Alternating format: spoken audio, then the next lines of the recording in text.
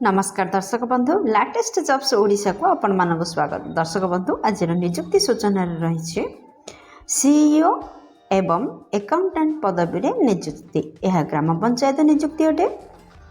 आपण जदि ग्रेजुएशन किंबा पोस्ट ग्रेजुएशन करथिबे एही पदवी पई आवेदन करि परिबे। एथिपई नो एग्जाम रही सीधा भर्ती रहिबो, किछि भी परीक्षा नाही। जदि आपण माने इंटरेस्टेड अछंती ताहाले निहाती भाबरे वीडियो सह लास्ट पर्यंत जोड़ी रहंतु। समलेश्वरी संबलपुर NTFP तरफ विज्ञप्ति जारी होती। आपण ऑफलाइन रे आवेदन को आह्वान करछंती कर्तृपक्ष। चीफ एग्जीक्यूटिव ऑफिसर जोटा कि सीईओ एवं अकाउंटेंट पदवी पर किसी पोस्ट वैकेंसीज रिलीज होती। जॉब विषय जदि सत्य जानवा चाहते ताहले sambalpur.odisha.gov.in रे लॉगिन करंतु। यार ऑफिशियल वेबसाइट यार ऑल डिटेल्स जानि परिबे।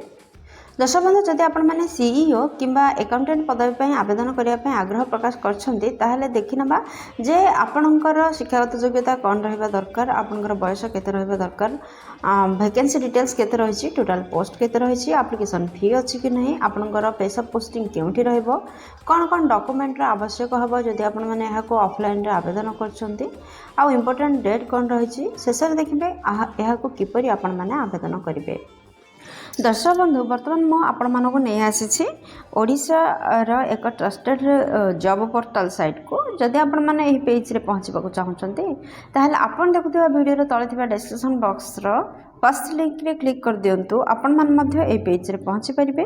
ओडिशा ग्राम panchayat CEO and accountant post recruitment 2025 रो नोटिफिकेशन रो फुल डिटेल्स रे रहिछि। ऑर्गेनाइजेशन नेम संगठकंकर नाम होछि Samaleswari Sambalpur NTFP farmer producer company तरफ विज्ञप्ति आपण जारी। टाइप ऑफ जॉब रोचे आपणकर कॉन्ट्रैक्चुअल बेसिस रे जॉब टी रोची। जदि आम जॉब कैटेगरी विषय कहबा ताहा ओडिशा जॉब अटे।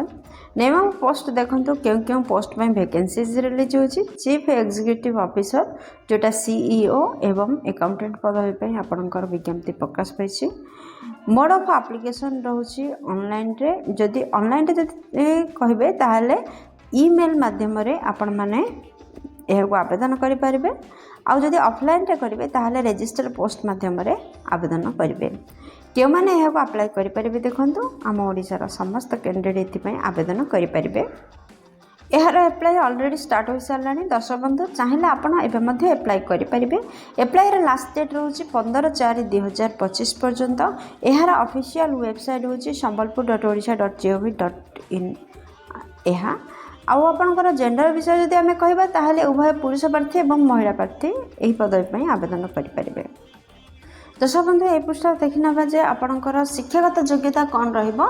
जदि आपण माने सीईओ माने चीफ एग्जीक्यूटिव ऑफिसर पदवी पे आवेदन करछन्ते एवं आपणकर शिक्षागत योग्यता कौन रहिबो जदि आपण माने अकाउंटेंट पदवी पे आवेदन करछन्ते। तो जदि आपण माने सीईओ पदवी पे आवेदन करिवे ताहले आपण माने MBA किंबा मास्टर डिग्री हासिल करथिबा आवश्यक किंबा पोस्ट ग्रेजुएशन करथिबा आवश्यक, डिप्लोमा किंबा इक्विवेलेंट डिग्री करथिबा आवश्यक, मार्केट मैनेजमेंट करथिबा आवश्यक। तो rural management, development management, social entrepreneur and other relevant field उपर आपणकर कोर्स करथिबा आवश्यक।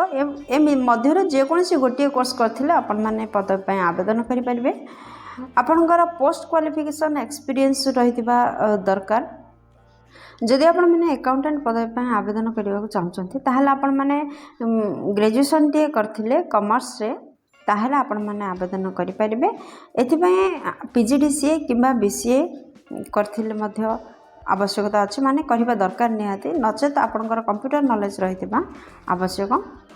मिनिमम 2 वर्ष रो एक्सपीरियंस रहितिबा मध्य आवश्यक।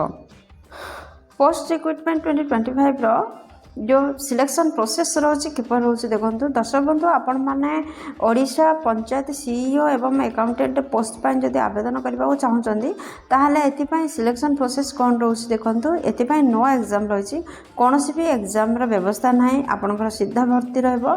सेकंड आपनकर इंटरव्यू रो व्यवस्था रहउछि। थर्ड डॉक्यूमेंट वेरिफिकेशन रहबो। तापरे आपनकर नियुक्ति रहबो। जदि आम एज लिमिट विषय कहवा नोटिफिकेशन अनुसार आपन जदि चीफ एग्जीक्यूटिव ऑफिसर जोटा कि सीईओ पदवी पर आवेदन कर सर्वनिम्न बयस 21 वर्ष एवं सर्वाधिक बयस 40 वर्ष पर्यंत अप्लाई करेंगे। जदि आपण मैंने अकाउंटेंट पदवी पर आवेदन कर सर्वनिम्न बयस 18 वर्ष एवं सर्वाधिक बयस 35 वर्ष पर्यंत आवेदन करेंगे।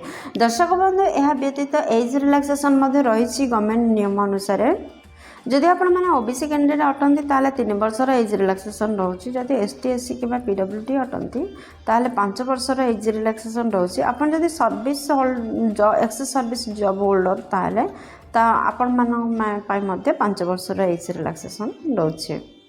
दर्शक बंधु आपण जानते जे यही पेज रु जे आपणकर लास्ट डेट केबे रही अप्लाई स्टार्ट केबे होची इंपोर्टेंट डेट विषय जानतु।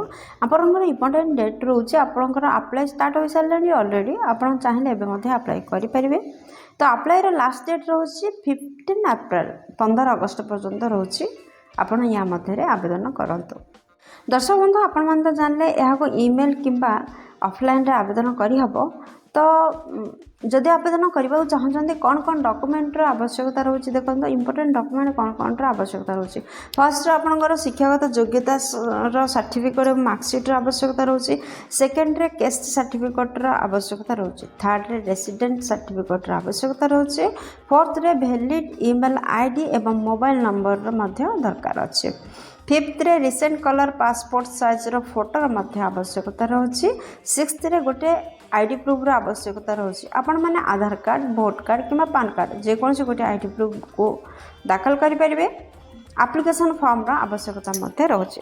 दर्शक बंधु Odisha panchayat level CEO and accountant post recruitment दरमा केते मिलिबो देखंतु। जदि आपण माने चीफ एग्जीक्यूटिव ऑफिसर बा सीईओ पदवी पे आवेदन करबा चाहते ताहले मासिक 20,000 टंका दरमा रोचे। जदि आपण माने अकाउंटेंट पदवी पे आवेदन करबा चाहिए ताहले मासिक 10,000 टंका दरमा रहइबो।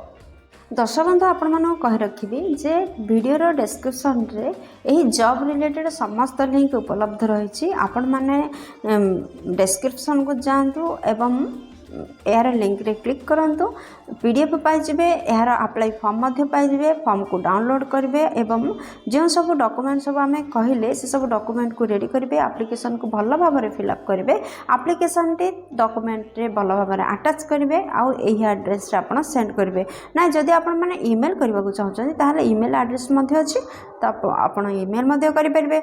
जदि आपण माने पोस्टल रे देबा को चाहछन ताहले पोस्टल एड्रेस टी देखंतु फर्स्ट फ्लोर जिला परिषद कचेरी रोड संबलपुर ओडिशा पिन 768001 यही एड्रेस रे आपण माने आपणकर समस्त डॉक्यूमेंट को सेंड करि परिबे।